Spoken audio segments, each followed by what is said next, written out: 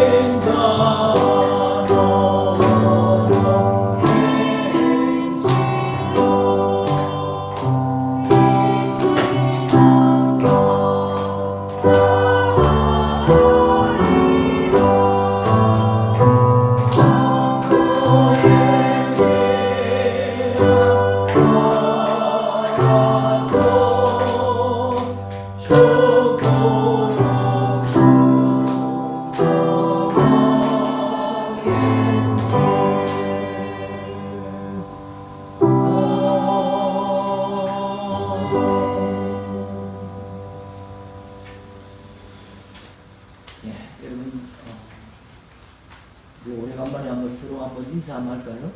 사랑합니다. 환영합니다. 빛된 삶을 삽시다. 이 손바닥 마주치는 거 이거 쉽잖아요. 주먹 인사라도 한번 합시다. 서로 얼굴을 바라보면서 사랑합니다. 환영합니다. 빛된 삶을 삽시다.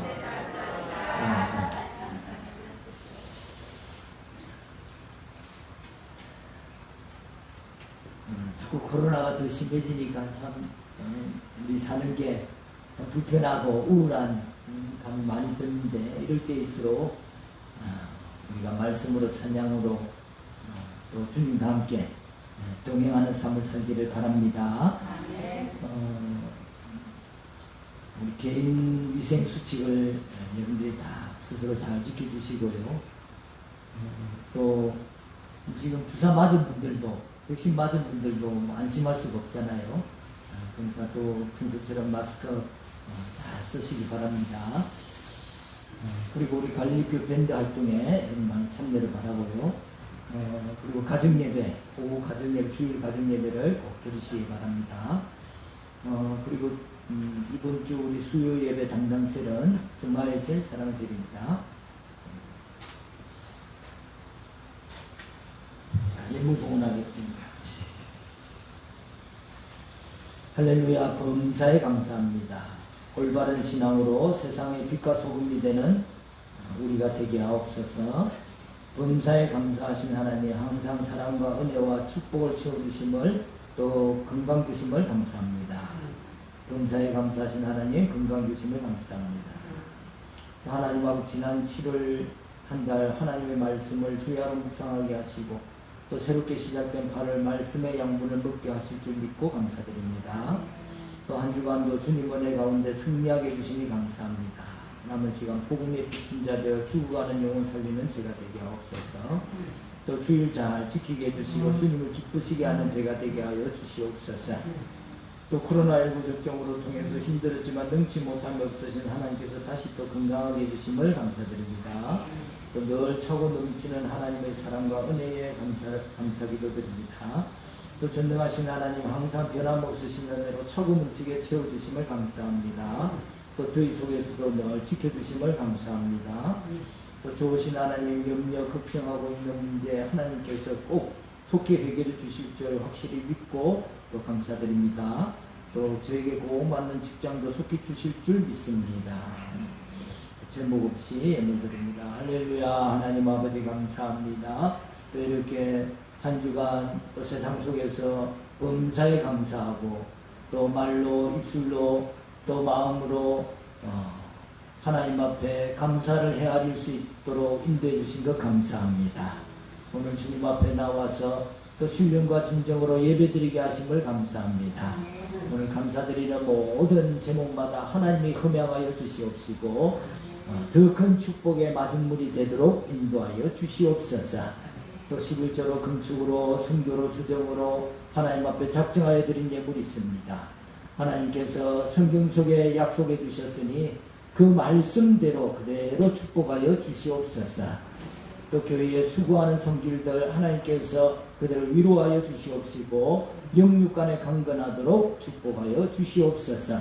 오늘도 말씀을 나눕니다. 말씀 가운데 큰 은혜가 있게 하여 주시옵시고 도전받게 하시고 깨닫게 하여 주시옵소서. 예수님 이름으로 기도드리옵나이다. 아멘. 사랑의 나무 사랑의 나무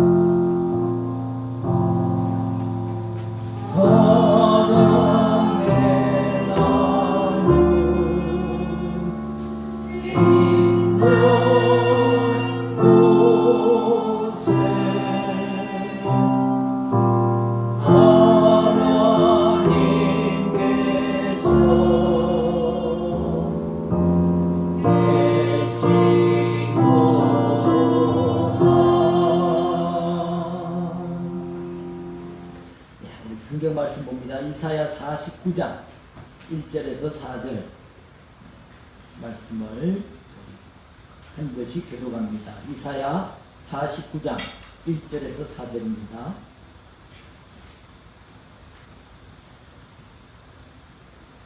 섬들아 내게 들으라. 먼 곳 백성들아 귀를 기울이라. 여호와께서 태에서부터 나를 부르셨고 내 어머니의 복중에서부터 내 이름을 기억하셨으며 나를 그의 손그늘에 숨기시며 나를 깔고 닦은 화로 만드사 그의 화살통에 감추시고 내게 이르시되 너는 나의 종이요 내 영광을 네 속에 나타낼 이스라엘이라 하셨느니라. 그러나 나는 말하기를 내가 그대의 있을 것하였으며 우리가의 공연이 내 힘을 다하였다 하였더라. 참으로 나에 대한 판단이 여호와께 있고 나의 보응이 나의 하나님께 있느니라. 아멘. 나팔엘루에 강복하는 그리스도, 이 부활하신 그리스도께서 강복하시는 모습을 그리고 있다. 십자가 순환을 상징하는 가시관을 머리에 쓰고 손과 옆구리에 성흥을 지닌 모습으로 그리스도를 묘사하고 있다. 그런데 그리스도의 얼굴을 보면 생김새가 왠지 우리가 상상하는 이상적인 그리스도의 얼굴이 아니다. 며칠을 다듬지 않아서 듬성듬성 자라난 턱수염의 모습이나 거리를 두고 관람자를 물끄러미 바라보는 모습이 그러하다.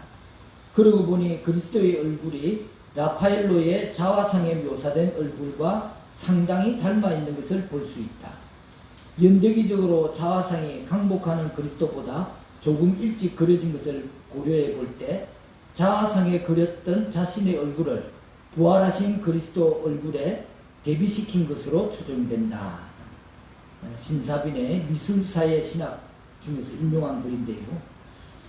라파엘로는 그리스도의 얼굴 속에 자신의 얼굴을 바라보았습니다. 라파엘로는 아마 예수님의 얼굴에 자신의 얼굴을 그리면서 이사야서를 본 것이 아닐까 하는 생각을 해보게 됩니다. 이사야서 53장 2절에 보면은 하나님의 종에 대해서 그는 주 앞에서 자라나기를 연한 순 같고 마른 땅에서 나온 뿌리 같아서 고운 모양도 없고 풍채도 없었는데 우리가 보기에 흠모할 만한 아름다운 것이 없도다. 성경에서 얘기하는 여호와의 종은 지극히 평범한 얼굴입니다. 메시아는 신성화된 얼굴이 아닌 길거리에서 그냥 우리가 볼 수 있는 지극히 평범한 얼굴로 묘사되고 있는 것이죠. 아마 라파엘로는 예수님 얼굴에다가 자기 얼굴을 그리면서 지금 바로 자신이 앞으로 되고 싶은 그런 모습을 상상했을 것입니다. 그리스도가 부활하신 것처럼 자신도 늘 새롭게 좀 다시 태어나서 좀 아름다운 생명력 있는 그림을 그렸으면 얼마나 좋겠나. 아마 그런 상상을 했지 않을까 생각을 해보게 되는데요. 이 라파엘로의 그 캔버스에 바로 하나님께서 성육신 하신 것이죠. 오늘 본문에서 종은 자신이 여호와의 종으로 태어났다고 주장하고 있습니다. 모태로부터 종으로 부르셨고 특별히 계획을 세워가지고 세상에 태어나게 하셨기 때문에 자기는 순종하는 삶이 하나님께 순종하는 삶이 자기 삶의 본질이라고 얘기하고 있습니다.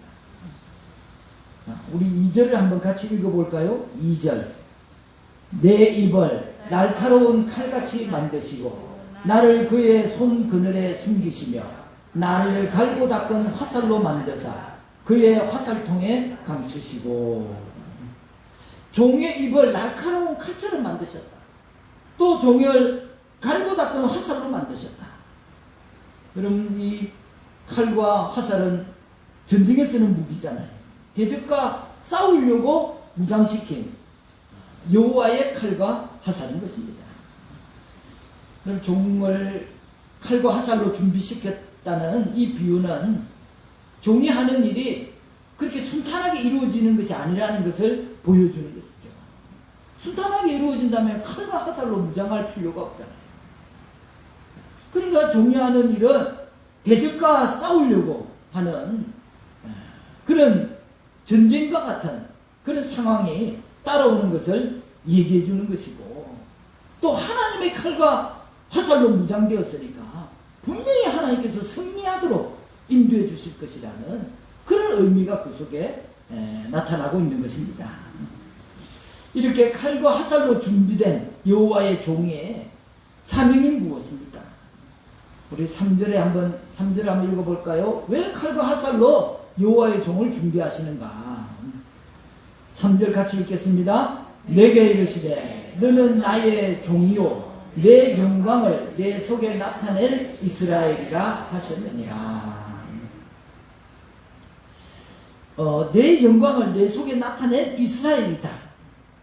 이게 하나님 영광이 나타나는 이스라엘. 이게 참된 이스라엘의 모습인 것이죠. 그렇게 이스라엘이 신실한 종이 되기를 하나님이 기대하셨는데요. 그래서 이스라엘이 신실한 하나님의 종으로서 많은 사람들을 여호와께로 인도하고 회복케 하는 그분의 영광을 나타내는 그런 민족이 되기를 원하셨던 것이죠. 하지만 안타깝게도 이렇게 세워진 종에게, 여호와의 종에게는 별로 열매가 없습니다. 놀랍게도 이 종의 사역은 헛수고라고 얘기하고 있습니다. 태에서부터 하나님이 선택을 받았고 칼과 화살처럼 그렇게 준비를 시켰는데, 거기다가 사명까지 부어주셨는데, 사절에 보면은 헛되이 수고하고 무익하고 공연히 힘만 뺀 그런 표현들이 반복해서 나옵니다. 한마디로 무익한 종이다, 무익한 삶을 살았다, 그렇게 표현하고 있는 것이죠. 사람들은 그의 예언자적 사명과 선포를 거절합니다. 아무리 하나님의 말씀을 전해도 듣지 않습니다. 그러면 이게 실망이 되고, 야, 내가 진짜 소명을 받은 게 맞는가, 그런 의심이 들만도 합니다. 그러나 여호와의 종은 결코 눈에 보이는 것만으로, 그 결과만으로 탄식하거나 절망하지 않습니다.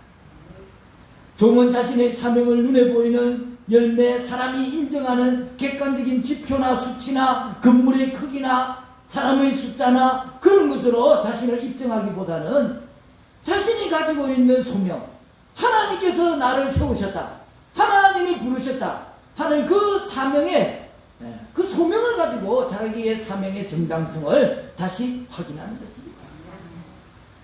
여러분, 나는 여호와의 세우신 종이기에 나를 재판하실 분은 하나님밖에 없다. 여러분, 그는 지금은 아무런 열매를 맺지 못했지만 언젠가는 여호와 안에서 많은 결실을 보게 될 것을 의심하지 않습니다. 사람들 눈에는 정말 실패한 자처럼 보이지만 자신을 세우신 분께 의심 없는 믿음과 소망을 두는 종은 결코 실패한 자가 아니고 하나님 편에서 볼 때는 자신의 존귀한 종이 되는 것입니다. 사람 보기 좋고 사람 따라가는 종은 사람 눈치 보는 종이잖아요. 그러나 하나님 보고 하나님 눈치 보는 종은 하나님의 귀한 종이 되는 것입니다. 하나님은 사람에게 거절당한 종을 위로해 주시고 또 그를 통해 놀라운 일을 행하실 것이라고 약속해 주시는 것입니다. 그럼 이 거절당한 종은 자신의 백성들에게 오셨지만 그 종을 붙잡아서 십자가에 처형한, 십자가에 매달린 바로 예수 그리스도이십니다. 가난한 목수의 가정에 태어나서 고난과 고통, 참 밑바닥의 삶을 사시다가 십자가에서 비참한 죽음을 당하셨지만 그는 결국 이방의 빛이 되었습니다. 사람을 볼 때는 실패한 듯 보였지만 그 실패한 십자가의 죽음을 통해서 온 인류를 구원하는 구원의 길을 여셨습니다. 이스라엘이 종을 거절함으로 인해 가지고 그 종의 사명이 이스라엘, 유대에 한정된 것이 아니고 세계사적 차원으로 옮겨지게 된 것입니다. 그럼 오늘 우리 교회와 성도들에게 주신 사명도 겉으로 드러나는 번성과 부흥이 결코 아닙니다. 세상에 교회가 존재하는 것은 이방의 빛과 소금으로 세우신 것입니다. 여러분과 저도 이방의 빛으로 사마리아와 온 유대와 땅끝까지 이르러 당신의 백성을 부르는 일에 쓰임받을 사명자로 모태에서부터 여호와의 종으로 부르신 자들인 줄 믿습니다. 그냥 우연히 교회에 온 것 같지만 하나님이 여러분을 어머니의 태에서부터 택하시고 부르신 줄 믿습니다. 우리나라 종교인 분포를 보면은 55%가 종교인입니다. 45%는 비종교인인데요. 그 중에서 기독교 인구가 32%, 불교 인구가 22%입니다. 기독교 인구 32% 중에 개신교가 20% 정도 되고 또 천주교가 12% 정도 됩니다.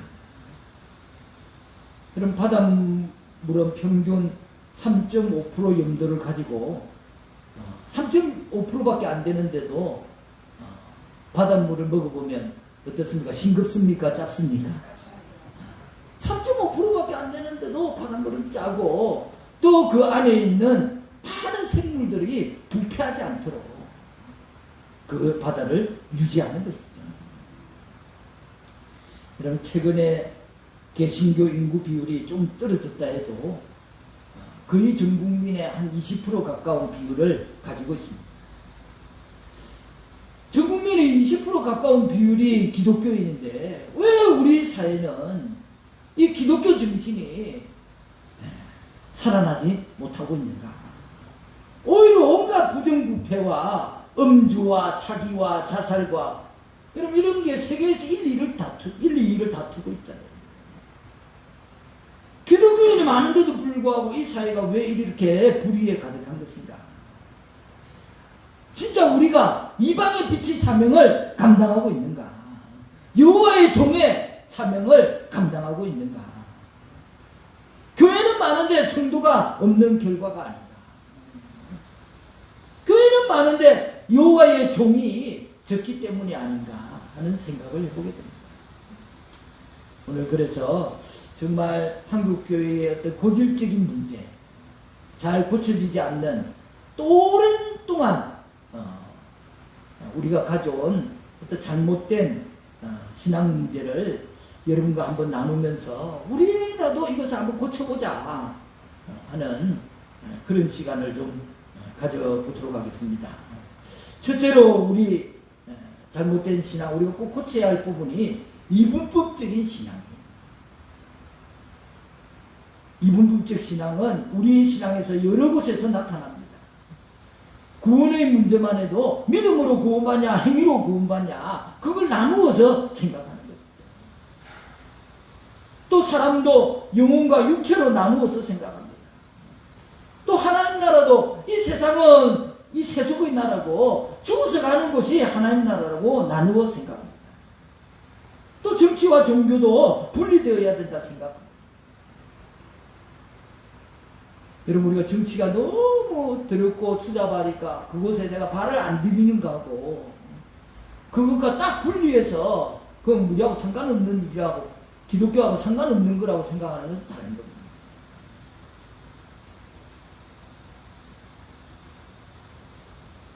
또 일이나 직업에도 하나님의 일과 세상의 일로 나누어서 생각합니다.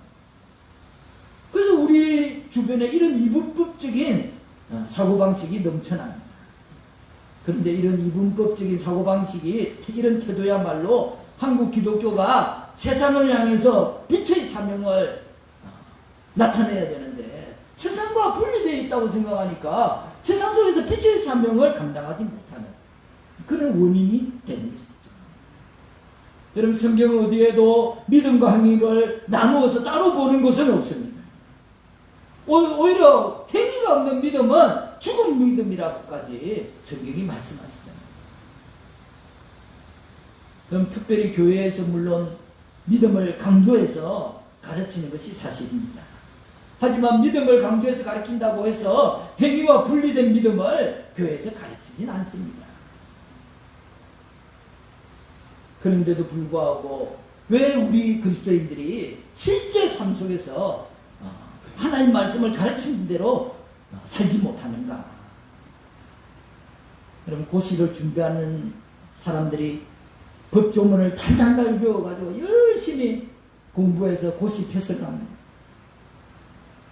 그러면 정작 판사가 되고 검사가 되고 변호사가 되고 그러면 그걸 진짜 실천을 해야 되는 거죠.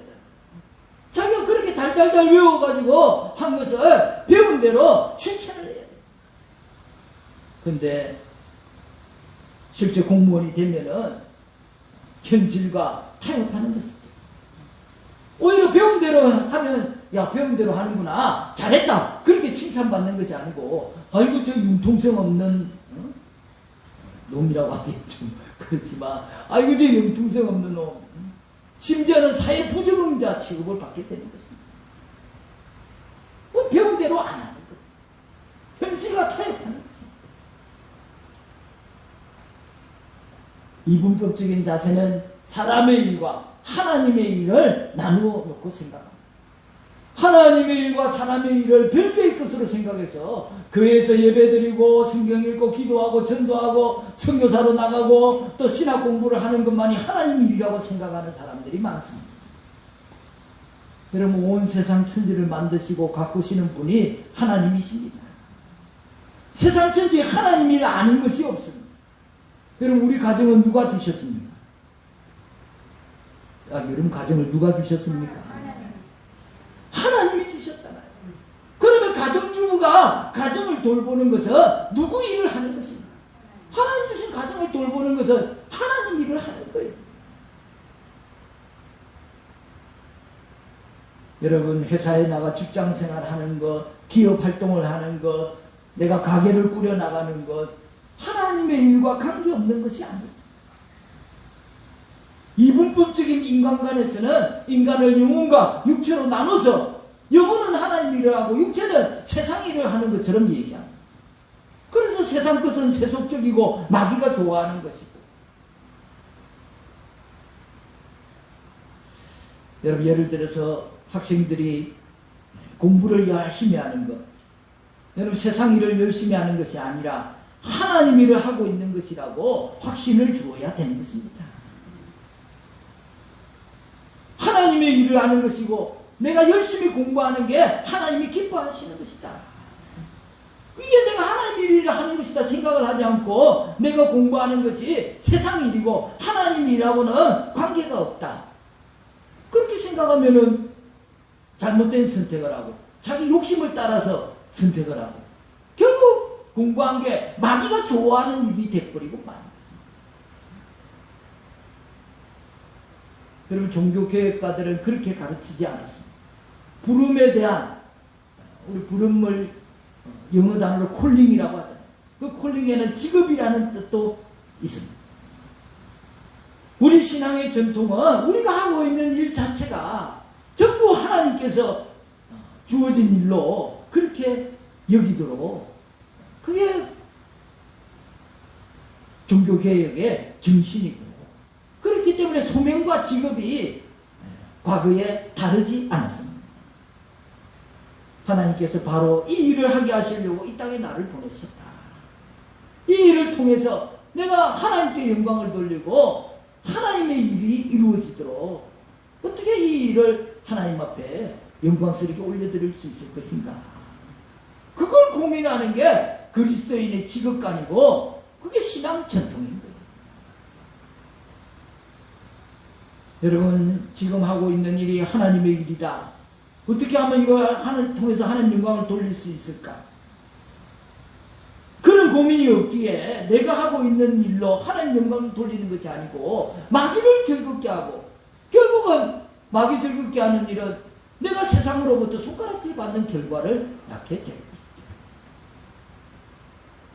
여러분, 기업하는 사람들이 자기 회사 제품의 질을 어떻게 높일 수 있을까? 어떻게 하면 제품의 질을 더 높여가지고 또 수요자에게는 값싸게 공급할 수 있을까? 그리고 우리 회사 일하고 있는 이 근로자들의 복지를 어떻게 내가 향상시킬 수 있을까? 내 기업이 하나님 주신 일이라고 생각하면 그것이 가능한 거예요. 근데 이게 하나님 주신 일이라고 생각 안 하면 다 자기 거고 자기 욕심 채우기에 급급한 거예요.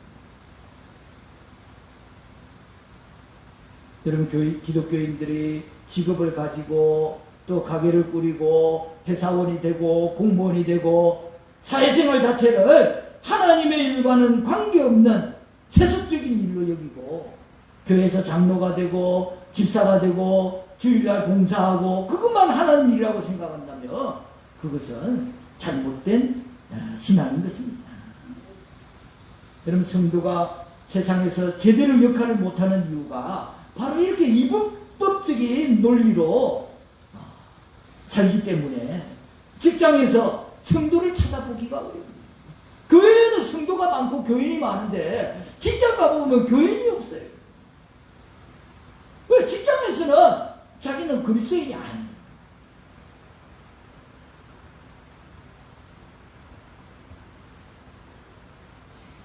여러분, 내가 선 자리에서 그리스도가 보이지 않는다면 여러분, 그곳에서는 주님이 설 자리가 없는 것입니다. 내가 있는 자리, 예수님도 함께 계신 거예요. 오늘 우리가 있는 자리에 그곳이 주님이 함께하는 자리이고 그것이 나의 신앙의 현장이고 일터임을 우리가 명심하시기를 바랍니다. 둘째로 우리가 고쳐야 할 신앙관은 축복관입니다. 여러분, 우리나라에서 잘못된 축복관이 얼마나 우리 속에 뿌리 박혀 있는지 저부터도 마찬가지입니다. 사랑하는 자여, 내 영혼이 잘된 같이 범사에 잘되고 강건하기를 간구하노라. 참 얼마나 좋은 것이에요. 저도 성도들에게 자주 축복해 주시는 말씀, 전해주는 말씀입니다. 그런데 이 말씀을 오해해서 예수 믿다가 범사가 잘 안 되면, 건강하지 않으면, 물질을 잃으면 그것은 축복을 받지 못하고 저주받은 것으로 생각하는 거예요. 예수 믿고 돈 못 벌면 믿음이 약한 것이라 단정지어서 생각하는 경향이 생겼습니다. 여러분, 물론 돈 잘 벌고 건강한 게 하나님 축복이 아니라고 말할 사람은 없습니다. 하나님께서 축복하시지 않으면 건강도 재물도 얻을 수 없습니다. 그러나 하나님의 축복이 거기에만 제한시켜서 돈 없고 병들면 마치 복을 못 받는 것처럼, 또 돈 잘 벌고 건강해야 축복인 것처럼 그걸 오해하는데 심각한 신앙의 심각성이 있는 것이죠.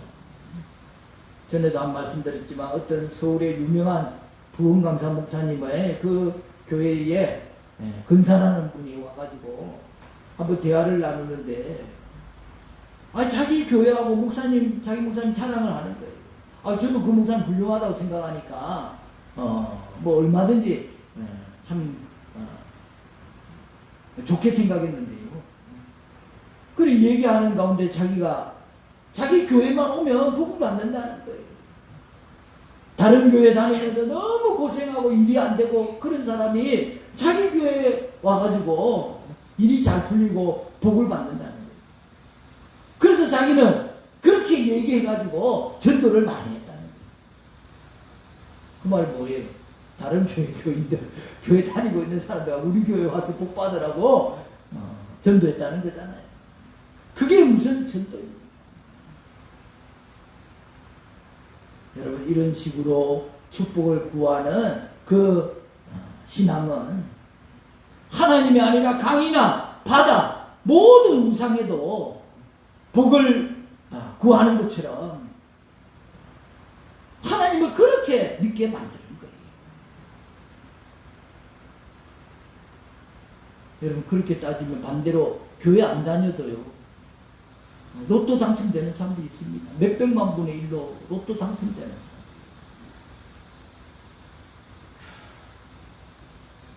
잘 먹고 잘 사는 사람이 숱하게 많습니다.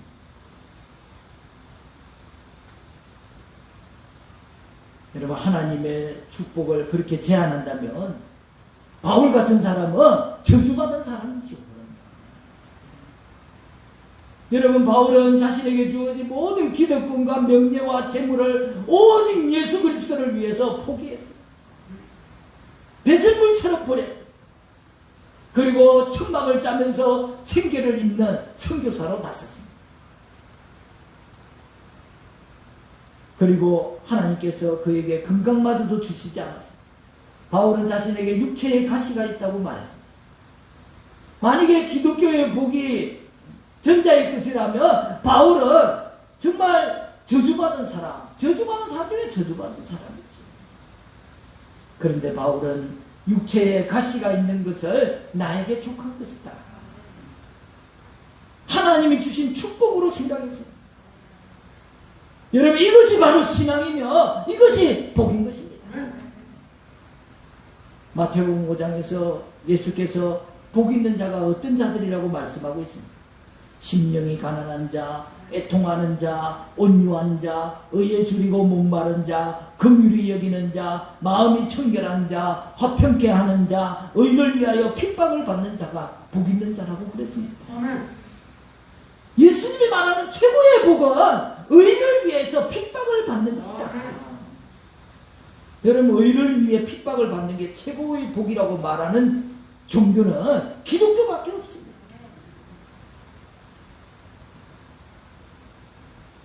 주를 위해서, 의를 위해서 생명을 버리는 것, 친구를 위해서 이 땅에서 생명을 버리는 것, 그게 최고의 복이라고 말하는 종교는 기독교밖에 없습니다. 여러분, 이렇게 잘못된 이 문법적인 그런 신앙관, 또 잘못된 축복관, 이런 것 때문에 세속의 문화, 바알과 아세라와 만몬의 문화를 극복할 힘을 한국 기독교가 잃어버린 거예요.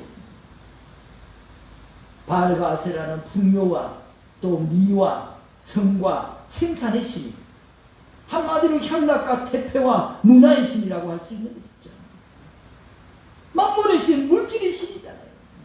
물질이면 모든 것이 해결할 수 있다고 믿는, 오늘 이 자본주의 시대의 교회가 이 물질주의가 만연한 교회, 물질주의에 전도된 그런 교인들,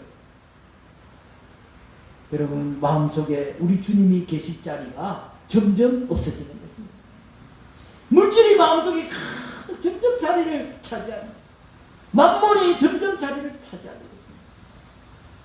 예수님 설 자리가 없는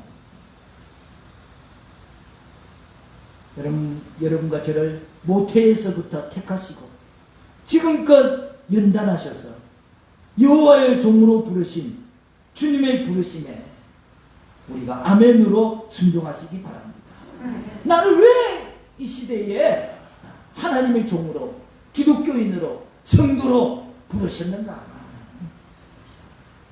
오늘 내가 나의 삶의 자리에서, 오늘 라파엘로가 가시면류관을 쓰고 계신 주님의 얼굴에서 자신의 얼굴을 보았듯이, 십자가를 지고 가신 예수 그리스도의 얼굴에서 자신을 보았듯이, 오늘 여러분과 제가 여호와의 종이 되어서 하나님의 말씀에 순종하여 정말 이 땅에서 고난의 길도 마다하지 않고 주님 가신 그 길을 내가 따라가겠다.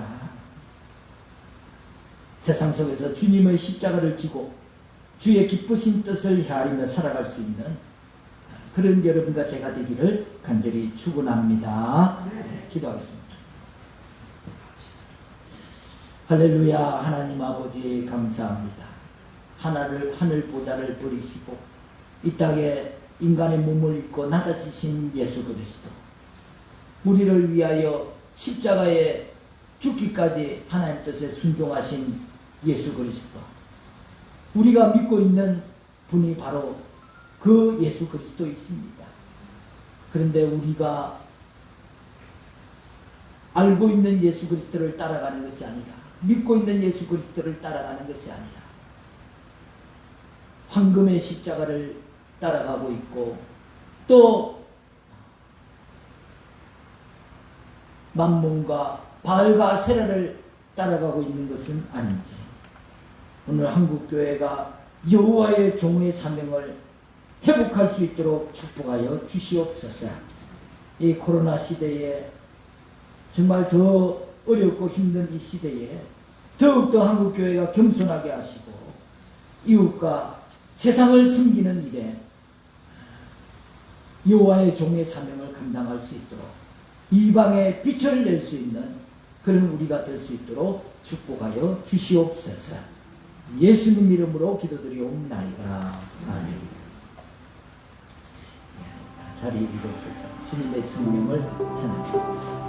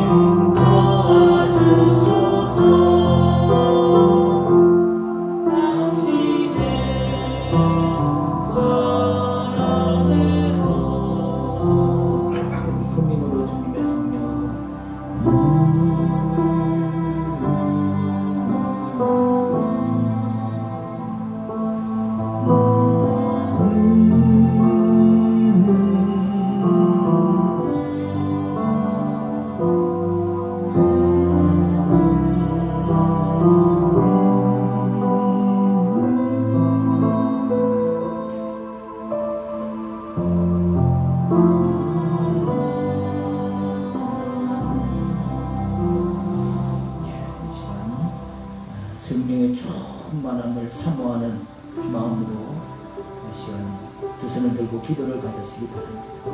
할렐루야. 성령 하나님, 오늘 우리 가운데 충만히 임하시기를 간절히 소원합니다. 성령님, 내 안에 충만히 임하여 주시옵소서. 더 충만히 임하소서. 성령님, 우리 안에 충만히 임하여 주시옵소서.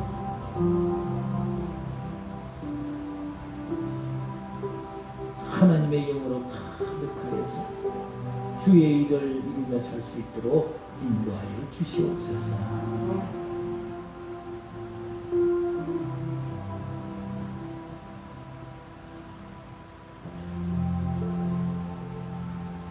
이 시간 문제가 있는 분들은 가슴에 손을 얹으시고요. 또 질병이 있는 분들은 질병에 손을 얹으시기 바랍니다. 할렐루야. 하나님 아버지, 하나님께서 치유하여 주시옵소서. 하나님 자녀들을 고통받고 또 문제 가운데, 어려운 가운데, 고난 가운데 있는 것을 원치 않으시는 하나님이신 줄 믿습니다. 이 시간 우리 손을 얹은 곳마다 치유하여 주시고 문제가 있다면 해결하여 주시옵소서. 주여, 더 하나님 의지합니다. 하나님께서 치유하실 줄 믿습니다. 더 고쳐주십시오. 더 고쳐주십시오. 원수마귀, 질병마귀는 예수 이름으로 명하노니 떠나갈지어다.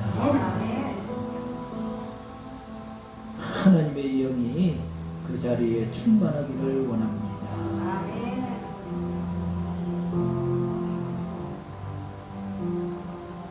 예수님 이름으로 기도드리옵나이다. 이제는 우리 주 예수 그리스도 십자가 대속의 은혜와 하나뿐인 아들을 내어주신 하나님의 지극하신 사랑과 성령의 감화감동 나타나심이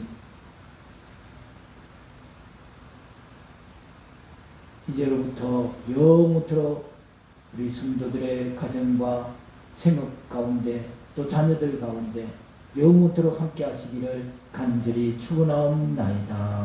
아멘.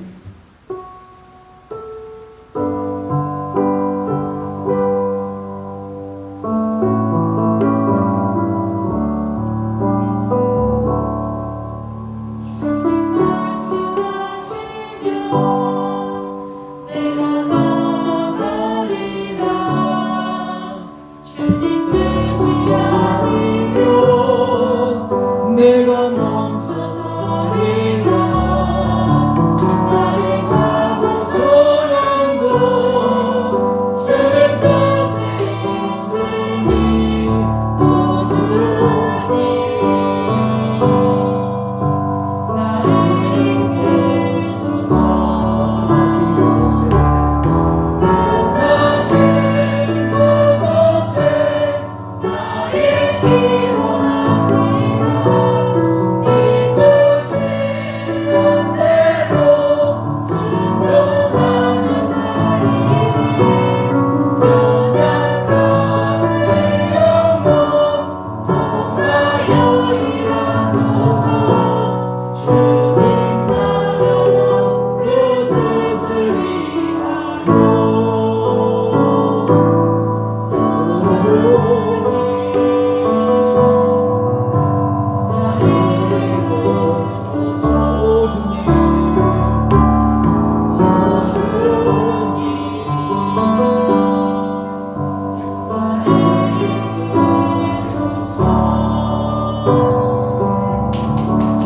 하나님께 영광을 바치고